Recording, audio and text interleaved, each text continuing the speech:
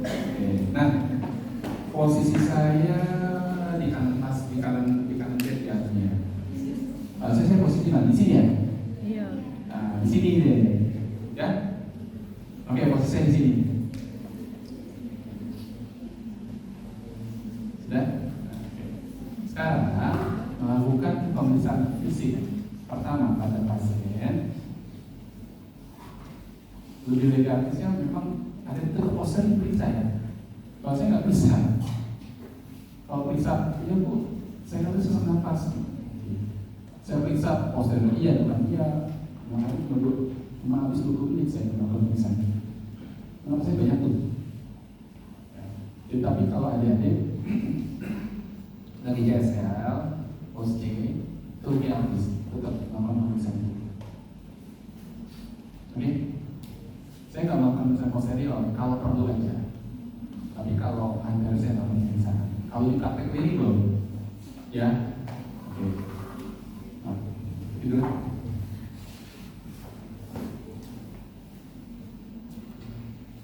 Ya.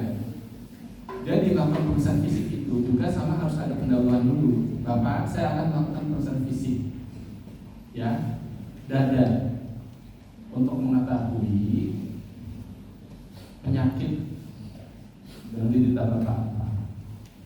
Mungkin nggak nyaman, mungkin tidak enak. Saya akan minta Bapak untuk buka baju. Untuk rahasianya saya akan simpan rahasia. Bagaimana pasti setuju? Itu inform. Kalau inform itu kan menginformasikan. Kalau konsen berarti dia oke. Ya kan? Inform dan konsen. Oke, itu dia. Oke. Saya posisi kanan pasien, oke? Ya. Bapak silakan buka bajunya. Buka baju. Kamu ikhlas? Ikhlas. Tapi ikhlas aja. Apa?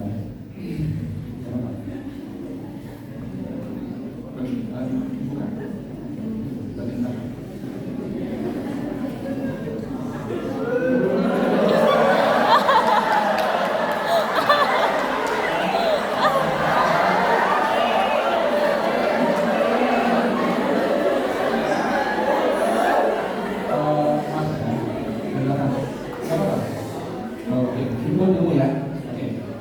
Jadi hadirin semua, ini untuk ilmu ya. Jadi sebelum kita melakukan inspeksi pada dada belakang, supaya pintunya terbuka, skapula yang terbuka, apa yang kita lakukan? Minta pasien untuk bersila seperti ini, kemudian supaya, nah itu, nah seperti ini ya. Oke. Inspeksi pertama apa yang kita lihat? Simetris, Tidak jejak simetris, bentuk dada normal chest, gitu ya. Bentuk dada normal chest, tidak ada jejak, tidak ada kemerahan, berubah warna kulit, tidak ada penetrasi, oke? Umumnya tidak ada benjolan dan sebagainya, oke? Itu inspeksi untuk dada. Kemudian paru-parunya, Bapak silakan bernafas, tarik nafas, keluarkan. Pergerakan hemitorak simetris kanan dan kiri. Tapi lebih jelas lagi nanti pada saat palpasi. Ya, silakan nafas Pak, tarik nafas, keluarkan. Sudah. Ya. Kemudian kita letakkan tangan kita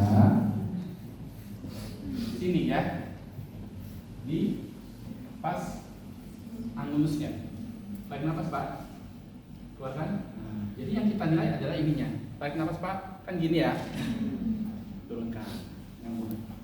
Kalau ada yang ketinggal tarik nafas Pak begini, ya, paham nggak? Oke. Jadi ya, tarik nafas, keluarkan. Itu untuk ekspansi namanya. Sudah?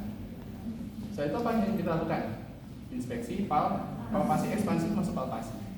Baru kita Pak. Ada sakit enggak? Enggak, ya. Untuk lihat apakah ada benjolan dan sebagainya. Tidak terlalu benjolan, tidak terasa nyeri dan sebagainya. Itu laporan seperti itu ya. Masih palpasi. Baru itu kita lakukan 7. Ngomong 77 Pak. 77. 3 aja kan 3 lobus. 1, 2, 3. Boleh gini. Kita pakai ini aja ya. Kenapa? Karena lebih sensitif. Ini boleh aja. Tapi ini tersebar jangan. Gini. Boleh nggak gini? Gini. Nah, gini. Kenapa disilang? Itu dilakukan pada kondisi yang tidak sama fremitusnya, hantaran kiri dan kanan tidak sama. Coba 77. Loh, kok kanan lebih kencang ya? Ini yang salah adalah fremitusnya yang bermasalah atau tangan kita yang bermasalah. Oleh karena itu, coba lihat disilang 77. Oh, tetap yang di sini nih, berarti yang bermasalah adalah fremitusnya, bukan tangannya. Loh, kok saya ngegeter tangan kan? Dia habis pakai motor, gitu. Saya dapat pasien, dok, saya kok sering kesemutan. Habis kalau ke rumah sakit kesemutan. Kenapa? Kesini ke motor dia, ngegas dia. Jadi harus karena ada kondisi yang tangannya tidak sensitif, gitu ya. Jadi nggak perlu gini-gini sebetulnya. Kalau disilang tuh untuk memastikan bahwa fremitus yang bermasalah itu adalah posisinya, bukan tangan. Ya. Ini. Nah. Selanjutnya adalah palpasi. Perkusi ya. Perkusi ini. Jadi dari tangan kiri zigzag begitu. Di belakang ada berapa titik? 4. 1, 2, 3, 4, 5. Aduh, ketutupan. 6, 7, 1, 2, 14, 1, 2, 3, 4, 5, 6, 7, 8, 9, 10, 11. Sorry. 1, 2, 3, 4, 5, 6, 7, 8, 9, 10, 11, 12, 13. Gitu ya. Oke, saya ulangi ya. Gitu ya. Sakit nggak Pak? 5, 6. Ini 14 titik. Kemudian di Kasih. Tarik nafas, keluarkan. Tarik nafas, keluarkan. 14 titik itu. Tapi ada di jangan cepat ya. Tarik nafas Pak. Apa. Ya. Nanti OSC-nya itu akan disesuaikan kok dengan umur. Ya. Nafas, keluarkan. 14 tarikan nafas dia berarti. Gitu ya. Sebenarnya sih nggak perlu ditarik nafas, keluarkan sih. Kenapa? Karena ketika ada usaha seperti itu merubah suara nafas. Seperti biasa aja, nggak usah. Tapi lagi artisnya adalah semua titik, ya. Sudah? Di sini kita tidak bisa melakukan penilaian pada jantungnya karena posisi belakang. Ya, kita melakukan posisi depan selain paru dan jantung dan toraks secara keseluruhan. Kita juga harus melakukan pemeriksaan. Ya, oke, tiduran silakan. Pak, silakan tiduran. Ya, Tiduran. Oke, setelah tiduran baru kita lakukan pemeriksaan inspeksi dinding, torak, dan kepala. Ya, sama nggak kayak tadi? Sama. Bentuk dada normal chest, tidak ada jejas pada, tidak ada benjolan simetris dan sebagainya. Gitu ya. Kemudian apa yang kita lakukan? Inspeksi juga di atasnya. Pak, coba nengok ke sebelah sana. Nah, apakah ada palpasi Tidak ada terlihat adanya Jalan. bendungan ini, bukan bendungan itu, bendungan di sini. Jadi ada vena-vena yang besar di sini. Kalau orang-orang yang sakit jantung, yang jantungnya besar, yang sudah lemah, terbendung dia. Di sini kelihatan dengan nengok, tanpa kita lakukan pemeriksaan itu sudah. Apa yang kita lakukan selanjutnya? Kita lakukan suruh silakan nafas Pak, keluarkan nafas. Pergerakan hemitorak simetris kanan dan kiri. Ya, sudah dinding dada sudah kita lakukan pemeriksaan, ya, paru-paru sudah kita lakukan pemeriksaan. Nah, kamu ada dua teknik, kamu selesaikan paru-paru dulu atau barengan. Misalnya setelah inspeksi pergerakan hemitorak kanan dan kiri simetris, iktus cordis tidak terlihat. Jadi sudah jantung banget. Jadi inspeksi paru jantung gitu. Bisa juga inspeksi palpasi, perkusi, auskultasi paru dulu. Berikutnya jantung. Bisa. Lebih enak yang inspeksi paru jantung. Ya. Nah, setelah itu kita lihat inspeksi dinding torak, iktus cordis tidak terlihat. Terlihatnya di mana? Di apex. Apex itu di mana? Pasti ICS 4 linea mid clavicula kiri. Ya, kiri. Oh, sebelumnya linea-linea udah saya kasih tahu ya waktu itu. Oke. Jadi nggak usah saya bahas lagi. Pas di sini. Ya. Kemudian saya palpasi. Palpasi seperti biasa. Ya, palpasinya adalah sama seperti tadi. Ada jejas apa tidak, nyeri atau tidak, benjolan ada tidak, gitu ya. Terus begini, tidak ada benjolan, tidak ada nyeri, tidak ada deformitas. Bisa nggak deformitas kertek di sini? Kamu tahu emfisema nggak? Emfisema subcutis. Di dalam subcutis itu ada udara.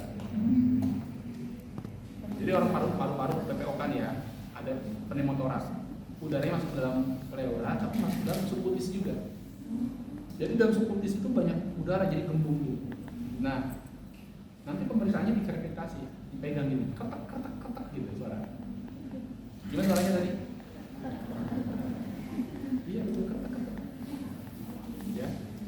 Mungkin simpan. Seperti ini. Jadi untuk lihat tidak ada gravitasi, tidak ada nyeri, gitu ya, tidak ada benjolan, mungkin kayak gitu. Setelah itu apa? Kita lakukan ekspansi. Sama tekniknya tadi, suruh nafas dia begini, terus dia nafas Pak, 2 kali cukup, ya. Ya Pak, nafas Pak, nafas, keluarkan. Jadi simetris ini, ekspansi dinding dada kiri dan kanan simetris, ya. Selanjutnya adalah palpasi. Palpasi sudah yang 77, yuk 77 3 lobus saja, ya. Baru kita ke selanjutnya itu perkusi, ya. Sorry, ke jantung ya. Tadi palpasi dari paru. Sekarang palpasi jantung apa? Cuma satu aja. Letakkan tangan kita, 2 tangan kita di iktus terabat. Iktus cordis tidak teraba. Nah, untuk tahu trill itu kamu pegang begini deh. Trill itu kalau ada murmur, ada regurgitasi mitral, jantung besar banget, itu bergetar tangan kamu. Atau ada namanya RV heaving. RV heaving itu adalah posisi jantung kanan itu depan atau di kiri. Jantung kanan itu posisi right ventricle itu, posisi itu di depan. Kalau ventricle kiri itu di kiri ya. Kalau kanan di depan, sehingga ketika terjadi pembesaran jantung kanan akan menjadi RVI. Jadi RVI itu seperti apex, neutron, gini. Di sini posisi yang kanan. Oke. Kemudian sekarang ke perkusi. Jantung udah ada dia. Apex elektrolis tidak teraba atau tidak, ada yang tidak trill, ada yang forgiving, ada tidak, gitu ya. Kemudian selanjutnya adalah perkusi paruh dulu itu ada 12 titik, ya. 1, 2, 3, 4, 5, 6, udah 12 titik. Patokan enak kalau laki-laki itu adalah papila mamae itu adalah SIC 4. Dan pas banget memotong linea mid clavicular kanan dan kiri. Beda kalau perempuan, ya. Kalau laki-laki seperti itu. Kemudian setelah perkusi, apa yang kita lakukan? Perkusi paru, perkusi jantung. Nah, perkusi jantung kemarin kan cuma melihat batas jantung kiri mana, batas jantung kanan mana, apek mana, atas dan pinggang jantung. Sekarang kita harus melakukan perkusi dari samping kanan kiri bawah semuanya untuk lihat konturnya. Kalau yang batas kanan kamu udah tahu ya, paham ya? Dari mid clavicular atas terus diketuk terus sampai dengan ketemu sonor ke pekak hati. Nah, naik lagi 2 jari kira-kira SIC 4, kamu ketuk. Kalau kamu osce nanti ya kita lakukan perkusi sampai dengan ketemu sonor ke redup terus pekat, redup hati. Redup itu tengah-tengah, hati kan bentuknya kubah gitu ya. Nah, ruang antara paru dan hati awalnya redup, kemudian pekat. Redup hati dinaikin ke atas ya. Baru dari SIC 4, linea mid clavicular kanan kita akan perkusi ke arah medial. Bukan ke arah kiri ya, ke arah medial. Sampai ketemu honor ke redup. Nah, di sini posisinya. Kalau kamu nggak ketemu, ya posisi di situ lah, ya. Karena ini normal. Ya. Kemudian batas kiri jantung dari linea axillaris anterior sampai dengan SIC 7 atau 67 sampai ketemu ke sonor ke tim.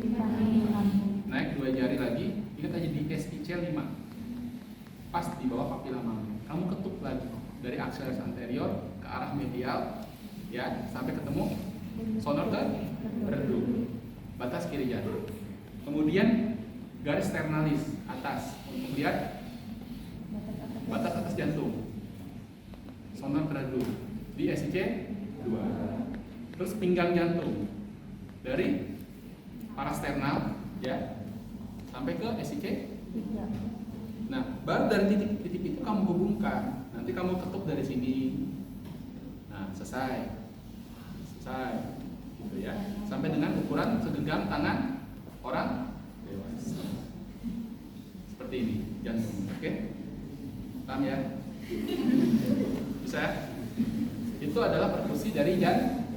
Jadi bisa mengukur dengan cara tangan kita mengetuk, melihat kontur jantung sebesar apa ya. Yang selanjutnya yang terakhir adalah auskultasi sama dengan titik perkusinya paru 1, 2, 3, 4 sampai dengan 12 ya. Kemudian jantung itu kita perkusi di bunyi jantung 1 dan 2. Bunyi jantung 1 apa? Bentuknya katup mitral dan trictus menutupnya di proyeksi mitral, di mana di A? Apex. Mitral di sini.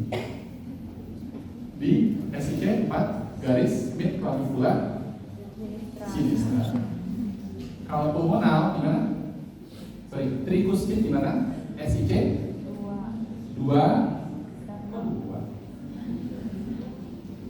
SIC sini tengah-tengah sini. 3. Garis sternal. SIC 3. 4. Tricuspid dulu ya. Nah, pulmonal baru di sebelah sini. Pulmonal sini, aorta di sini. Sini 1, 2, 3, 4. Susunannya gimana dok? Basing enggak? Enggak basing-basing. Maksudnya acak gitu ya. Buat orang yang bukan orang lampu ya, saya enggak tahu nggak basing berapa. Oke. Tetapi susunannya itu adalah muter dari mitral, tricuspid, aorta, Mana?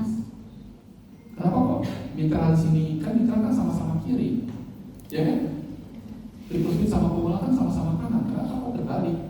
Karena aorta itu dia begini, pulmonar tuh begini terus begini, ya bang, ya. Karena ada artus dia begini. Oke. Mitral di sini, tricuspid di sini, aorta di sini. Nah, yang harus kita paham di yang lanjutan adalah suara stenosis atau suara regurgitasi. Kalau regurgitasi mitral itu terdengarnya pada saat sistolik atau diastolik. Mitral regurgitasi. Jangan mungkin. Jadi regurgitasi mitral itu terdengar pada saat sistolik atau diastolik. Kamu tahu nih ada murmur ya. Lepus. Yang lepusnya itu di posisi sistol atau diastol gimana caranya? Harus tekan. Nah, jadi ketika suara pada saat nadi yang muncul gitu dipegang tangan kita, oh berarti ini murmurnya adalah posisi. Tapi ketika dia nadinya lagi enggak berdenyut, tapi dia terdengar murmur, berarti dias. Kamu enggak? Sehingga kalau kamu pada saat auskultasi terdengar murmur, yang kamu pegang apa? Nanti bisa di tangan atau nanti tangan yang bisa. Boleh. Nah, mitral regurgitasi itu terjadi terdengar suara regurgitasi suara jantung di fase apa? Sistolik atau diastolik? Murmurnya. Sistolik atau diastolik? Sistol. Oke, nanti kita bahas. Nah, kemudian JVP,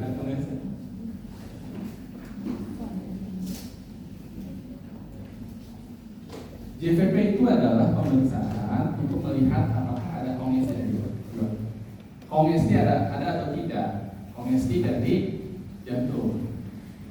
Jantung kalau besar, fungsinya turun, berarti akan terjadi bendungan. Bendungan itu akan diteruskan dari ventrikel kiri ke atrium kiri. Atrium kiri bendungan ke paru-paru, makanya keluarnya sesak nafas karena dari paru. Kemudian dia akan ke ventrikel kanan, dia akan ke atrium kanan. Atrium kanan menerima darah di seluruh tubuh, sehingga ketika ada bendungan, seluruh tubuh akan bengkak. Nah, yang paling dekat dengan jantung siapa? Vena apa? Superior and inferior. Kalau inferior kita tidak bisa melihat bisa mengukur tekanannya. Tetapi yang bisa kita ukur tekanannya adalah vena cava superior. Vena cava superior di sini. Di atasnya vena cava, vena brachialis, jugularis yang internal ada eksternal.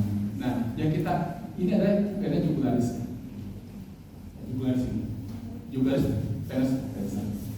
Jadi tekanan venanya enggak. Oke. Saya akan menjelaskan tentang filosofinya terlebih dahulu ya. Jadi ketika jantung membesar, fungsinya turun tadi ya, sehingga ada bendungan di vena cava, di vena jugularisnya. Nah, posisinya harus kita buat lambungan ke raja. Saya akan JVP ya.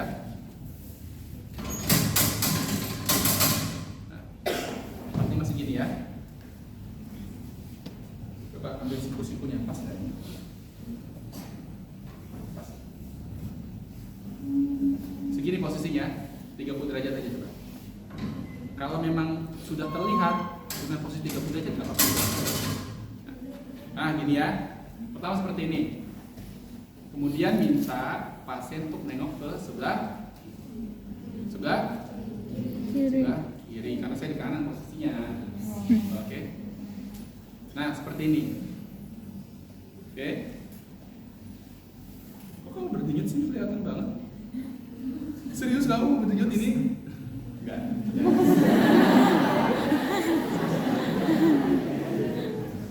Nah, nengok ke sebelah sana. Ya, oke. Ada namanya proyeksi. Ini ada namanya isi surat dulu. Ini ada namanya mana kondil sterni sama corpus sterni. Tengah-tengahnya apa? Sambungan ini namanya angulus terralis dua pertemuan untuk kosten ya.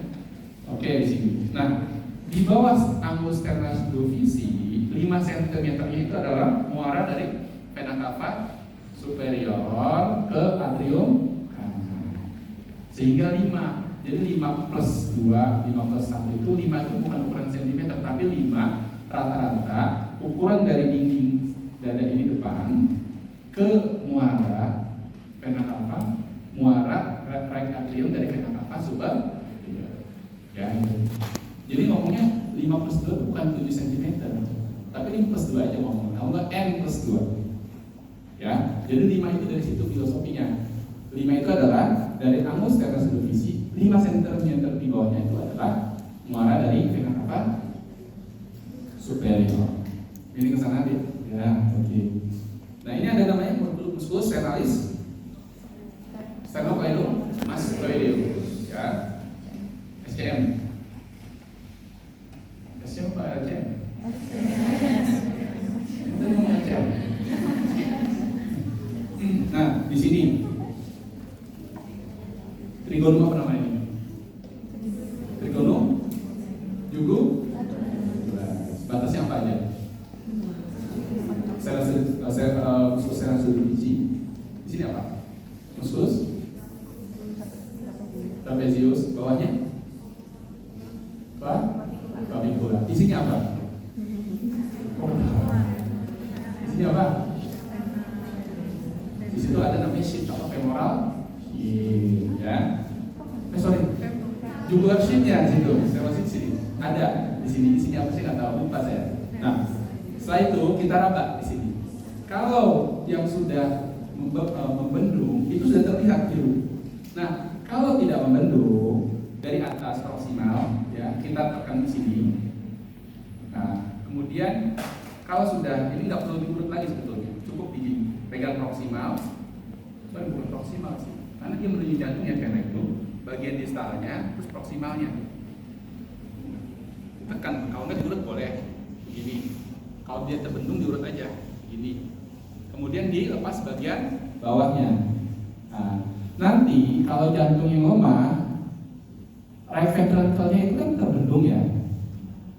Karena dia terbendung, aliran darah itu akan naik ke atas, mengisi jugular vein. Nah, seberapa banyak cairan yang mengisi jugular vein, artinya itu bisa menentukan tekanannya. Tekanan ternyata di sini. Nah, gimana caranya 5 plusnya? Tekanan di sini. Penggaris pertama, ada semua. Ini sebagai ngitungnya plus berapanya. Ini ya posisi ini. Nah, satu penggaris lagi untuk menarik garis lurus dari sini ke sini.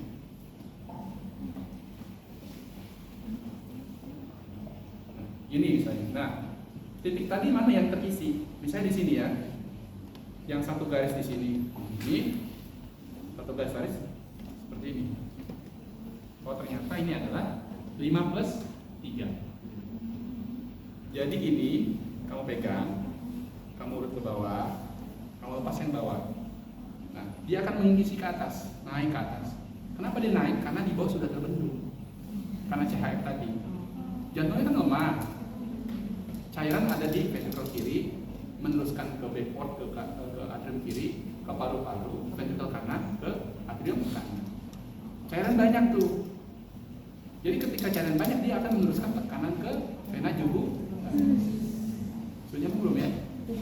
Ya, sehingga diurutkan. Ketika dia naiknya panjang banget sampai atas, berarti yang ini penggaris satu tuh untuk menaik garis lurus aja. Begini. Nah yang ini ngukurnya saya gini, ukurannya berapa? Di segini 4, berarti 5 plus 4 cm H2. Tekanannya adalah 5 plus 4. Tapi 5 plus 4 kamu jangan nulisnya 9. Salah. Kenapa? 5 itu adalah konstanta aja, N itu namanya. Jadi kamu jangan ngomong berapa tekanannya 9 cm H2O. Salah. Kenapa? Karena 5 itu tergantung ukuran orang Asia. Lalu kalau orang yang kurus gimana? 5 itu adalah dari angle sternus subduksi sampai bawah muara itu, ya kita ngomongin 5 aja. Boleh nggak 4? Walaupun ternyata memang orang yang kurus. Ya nggak boleh. Kalau mau ngomong N plus berapa gitu. Oke, nyambung nggak? Bisa ya? Ada pertanyaan nggak sampai sini? Sampai sini ada pertanyaan nggak? Itu adalah JFP. Ada bisa? Nah, bisa nggak dok 5, bukan 5 plus tapi 5 kurang? Bisa? Bisa. Kalau ada pasien dengan dehidrasi kurang cairan. Posisi seperti ini, JVP-nya tuh nggak ada, kempes banget. Bisa 5-2, 5-3. Gimana caranya? Ternyata posisinya ini, JVP-nya di bawah sini. Ya, ini tarik garis lurus seperti ini di sini. Minus kan dia tuh. Kalau plus tuh seperti ini seperti ini. Kalau plus di sini posisinya. Nah, ini. Kalau minus gimana? Kan nggak mungkin tadi bawa begini kan? Lurusin begini, kurangnya berapa? Oke, bisa ya? Sampai sini ada pertanyaan? Ya.